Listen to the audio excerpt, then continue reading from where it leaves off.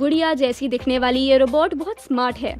ये रोबोट चीन के पूर्वी शहर वुहू में ट्रैफिक पुलिस के काम के लिए टेस्ट की जा रही है।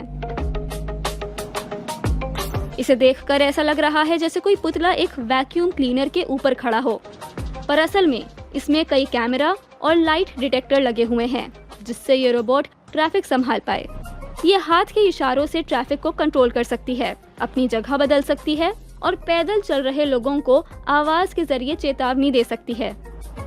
रोजमर्रा के काम संभालकर ये इंसानी पुलिसकर्मियों को जटिल मामलों पर ध्यान देने का मौका देती है। क्या चीन में रोबोट भविष्य में पूरी तरह पुलिस के काम को संभाल लेंगे? अरबपति संकटों के बावजूद पैसा नहीं कमा रहे, बल्कि संकटों की वजह से कमा रहे हैं। कोविड के बाद से अब तक अरबपतियों की संपत्ति में 80% से ज्यादा यानी करीब 8.2 ट्रिलियन डॉलर की बढ़ोतरी हुई है। ये आंकड़े ऑक्सफैम की ताज़ा असमानता रिपोर्ट से हैं।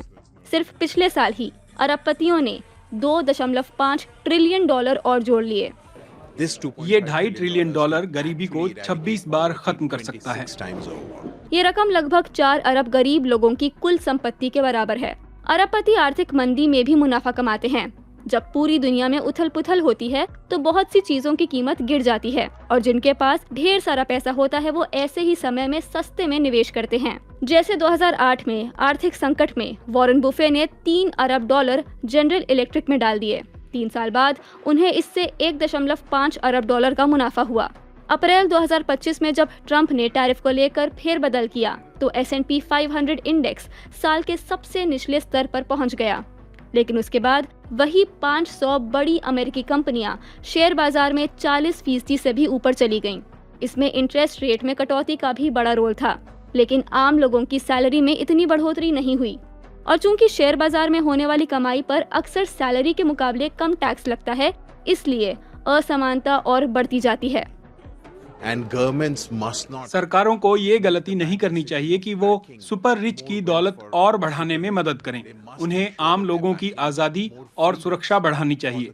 सुपर रिच पर टैक्स लगाइए, कंपनियों से उनका न्याय संगत टैक्स वसूलिए, शिक्षा, स्वास्थ्य और सामाजिक सुरक्षा में निवेश कीजिए, क्योंकि यही एक बराबरी वाला समाज बनाते हैं। पुरुषों के लिए गर्भ निरोधक गोली की बात बहुत वक्त से हो रही है। अब ये इंतजार जल्द ही खत्म हो सकता है। वैज्ञानिक 2 तरीकों पर काम कर रहे हैं। पहले तरीके में हार्मोन के जरिए फर्टिलिटी घटाई जाती है। इसका मकसद टेस्टिस में टेस्टोस्टेरोन की मात्रा में बदलाव करके शुक्राणुओं की संख्या को बहुत कम करना होता है। टेस्टोस्टेरोन स्पर्म बनाने में अहम भूमिका निभाता है। कम टेस्टोस्टेरोन यानी कम स्पर्म, जिसका मतलब है कम फर्टिलिटी। लेकिन हार्मोन के साथ छेड़छाड़ करना खतरनाक है। महिलाएं ये बात बखूबी जानती हैं। इसलिए दूसरा तरीका बिना हार्मोन का है। इसमें स्पर्म डेवलपमेंट के लिए जरूरी रेटिनोइक एसिड जैसे मॉलिक्यूल को ब्लॉक किया जा सकता है।